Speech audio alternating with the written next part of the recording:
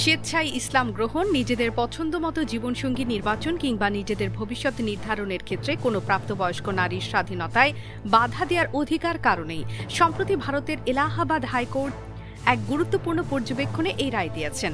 হিন্দুস্তান টাইমসের এক প্রতিবেদনে জানানো হয়, দিব্যা ভাটিয়া, বর্তমানে জোয়াদিয়া ভাটিয়া এবং অংশু ভাটিয়া, আমিনা অংশু ভাটিয়া নামে দুই বোন একটি হেবিয়াস কর্পাস আবেদন দায়ের করেন।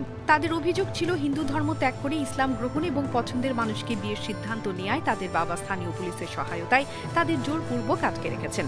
মামলার শুনানিতে বিচারপতি সন্দীপ জৈন মানে ভালো, দামে সস্তা, আজই কিনুন জাদু ডিটারজেন্ট পাউডার। আপনার কাপড় হবে ঝকঝকে পরিষ্কার।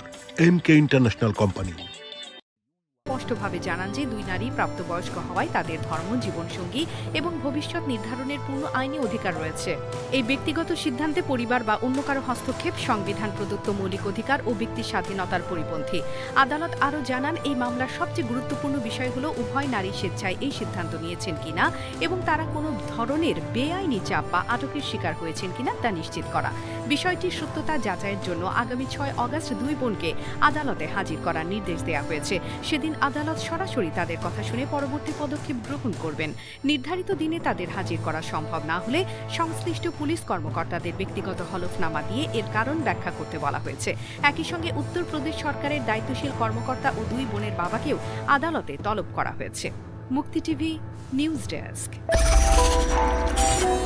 আপনারা দেখছেন আমেরিকা থেকে সম্প্রচারিত মুক্তি টিভি।